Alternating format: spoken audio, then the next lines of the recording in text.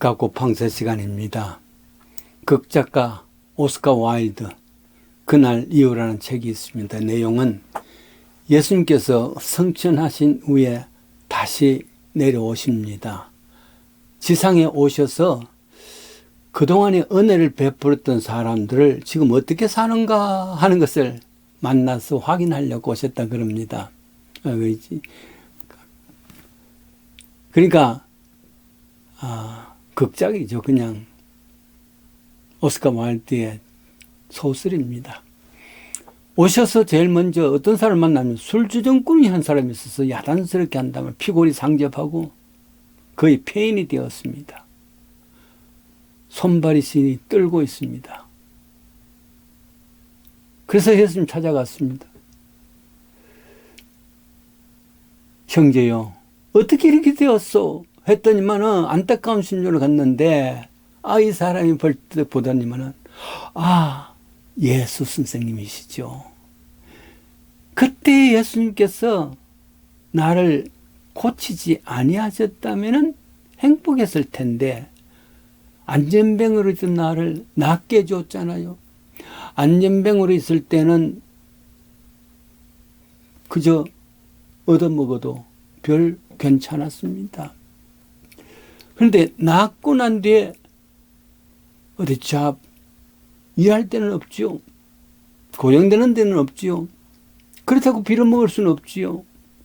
그러다 보니까 타락이 되어 스스로도 타락이 되어서 이제는 더 이상 참 구걸할 수도 없지 않습니까? 그냥 안전병으로 있었다면 구걸하고 살아갈 수 있을 텐데 그러지를 못하고 이렇게 술주정꾼이 되었습니다. 은혜 받은 사람이 그날 이후에 더 잘 되어야 되는데 그렇지 못했던 것은 이야기하는 것이죠. 또 한 군데를 갔습니다.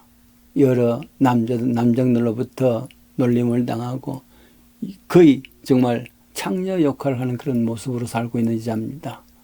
자매요, 왜 이렇게 되어졌어? 했더니만은 그 자매가 가만히 보더니만은 예수님이시잖아요. 옛날에 내가 귀신 들렸을 때는 행복이 뭔지 불행이 뭔지 모르니까 행복했습니다. 근데 귀신이 떠나고 나는데 제정신이 되니까 세상에 제정신으로 이 땅을 살 수가 참 어렵습니다. 그러다 보니 이렇게 됐네요. 가슴이 먹먹합니다. 예수님. 세 번째입니다. 싸워서 피투성이에 된 한 청년을 만납니다. 형제여, 왜 이랬소? 했더니만은 이 소경이 가만히 보더니만은 이 소경이 아니고 이 젊은이 피투성이 된 이 젊은이가 예수님 보더니만 예수님, 옛날 내가 소경으로 있을 때에 나를 눈뜨게 하셨잖아요. 소경으로 있을 때는 세상을 안 보았으니까 다른 것 신경 쓸 게 하나도 없었는데 눈 뜨고 보니까 신경 쓰이는 게 너무 많아. 모든 것이 불만이야. 그래서 만나는 사람마다 싸우고 만나는 사람마다 이렇게 행패를 부르다 보니까 내가 이렇게 되었어. 세 사람 다 은혜 받은 이후가 중요한데 그날 이후 정말 삶이 더 피폐해졌다는 이야기를 하려는 겁니다. 고린도후서 6장 1절이죠. 우리가 하나님의 일을 맡은 자로서 하나님의 은혜를 헛되이 받지 말자. 은혜를 받는 것도 중요하지만 그날 이후의 삶이 어떤 것인가 이게 또 중요하단 말이죠. 그렇습니다. 더욱 성장해서 더 하나님을 은혜롭게 만나야 되는데 타락하고 더 나쁠 수도 있다. 그런 말이죠. 은혜를 받은 이유가 중요합니다. 성경에서 최고의 시간은 역시 부활입니다. 그러면은 그 부활을 12제자들이 다 만났는데 부활 이후는 어떻게 했을까? 그 말이죠. 예수님께서 부활 이후에 40일간 이 땅에 사셨습니다. 그리고 몇 분 제자들에게 나타났습니다. 그날 이후에 만난 제자들 한번 기억을 하십시다. 그날 이후에 만난 제자 가운데서는 누가복음 24장 13절에 나오는 엠마오로 가는 두 제자가 있습니다. 저들은 엠마오라는 시골에서부터 예수님의 이야기를 듣고 일생을 예수님 앞에 바치겠다고 예수님 제자가 되었습니다. 그런데 덜컹 십자가에 못 돌아가셨단 말. 세상에 부활은 틀림없이 큰 은혜입니다만은 이 엠마오로 가는 두 제자에게는 은혜가 아니라 그날 이후부터 타락입니다. 세상에 이럴 수가 있나. 그래서 낙심하고 금이환영은 못하더라도 고향으로 돌아가자 해서 엠마오로 가는 거죠. 그때 한 사람, 너 무슨 일이 하겠냐? 오늘 건일에 있었던 예루살렘의 이야기 모르십니까? 십자가 이야기 모르십니까? 그러니까 그 젊은이가 자세하게 성경에서 왜 십자가가 필요한지 설명해 주었습니다. 그때 이 두 사람 마음이 뜨거웠다 그랬습니다. 그래서 엠마에 가서 같이 있고자 했었지만 예수님 식사하시고 떠나버렸습니다. 말씀이 근거하지 못하면 조그마한 일에도 은혜로서 계속할 수가 없다는 말씀입니다. 그런데 이 엠마의 두 제자는 예수님으로부터 말씀을 전실로 진지하게 얻고 난 뒤에 마음이 뜨겁도록 했다 그랬습니다. 그 말씀이 든든하고 있으니까 예수님 지금 계셔도 안 계셔도 굳건하게 설 수 있었단 말.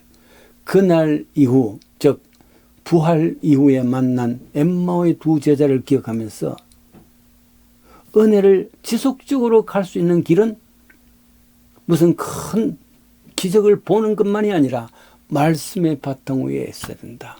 예수님께서 저들에게 말씀을 가르쳐 주었으니까 그 말씀이 든든하게 섰을 때는 예수님이 함께 계시든 안 계시든 기적이 있든 없든 관계없이 든든한 믿음의 길이 된다는 말이죠. 두 번째입니다. 요한복음 20장 24절에 나오는 말씀인데 이때는 단 한 사람을 위해서 만남을 하러 가십니다. 그날 이후, 부활 이후란 말이죠. 부활 이후에 예수님께서는 12제자를 만났습니다. 그러나 그 중에 한 사람, 그때 없었단 말이에요. 도마라는 사람 없었지 않습니까? 그럼 이 도마는 어디 갔을까? maybe, 아마도 생각에 깊은 절망이 빠졌단 말이에요. 내가 그 예수님이 세상을 구원하고 또 내 인생을 걸 수 있는 그런 분이었는데 십자가에서 돌아가시니까 얼마나 낙심됐을까? 또 이 사람이 특별히 생각하는 사람이야. 제자들과 함께 있지 않냐고 홀로 돌아다니면서 고민하고 있었을 거라.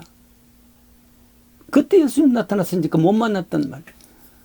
나중에 제자들이 있는 처소에 와서 보니까 우리가 예수를 만났다. 세상에 그럴 수가 있나? 죽은 걸 불면시 봤는데 안 돼. 내가 그 사람의, 그 예수님의 옆구리에 창자국, 손과 발에 그 못자국을 보지 않고는 믿지 못하겠다. 자, 그랬을 때 예수님께서 나타나셨죠. 그때 내 손을 봐라. 믿음이 없는 자가 되지 말고 믿는 자가 되라. 그래서 도망했는 이야기였습니다. 나의 주, 나의 하나님, my Lord, my God. 이게 나중에 신앙 고백에 사도신경에도 계속 나옵니다. 무슨 말이겠습니까? 말씀 위에 서는 사람이 흔들리지 않습니다. 두 번째는 그날 이후에 이제 신앙 고백이 예수님 나에게 누구신가? 그는 내 주님이십니다. 그는 나의 하나님이십니다. 이 신앙 고백이 분명한 사람은 그날 이후가 흔들리지 않습니다. 그날 이후에 사도 도마는 저 인도에서 죽기까지 일생을 하나님 앞에 예수님을 위해서 헌신했었죠. 마지막은 요한복음 21장에 나옵니다. 제자들이 예수님이 부활하고 이후, 그 이후도 할 일이 없어졌습니다. 그래서 여러 제자 7명이 있었다 그랬습니다. 그 중에 베드로가 난 고기 잡으러 갈래. 그러니까 7 다른 제자들 우르르 나도 해서 갈릴리로 고기 잡으러 갔는데 밤새도록 한 마리도 못 잡았죠. 새벽녘에 어떤 젊은이가 와서 배 좀 빌려달라 해서 그 배 타시고 말씀 전하시고 난 뒤에, 그런데 가만히 말씀을 전하는데 보니까 예수님이란 말. 그래서 그 예수님을 알고서 뭐 무리로 뛰어가지고 헤엄치면서 더 만났을 줄 압니다. 그때 베드로에게 하는 말씀이죠. 지금 고기 잡는 이 모든 것보다도 더 나를 사랑하느냐.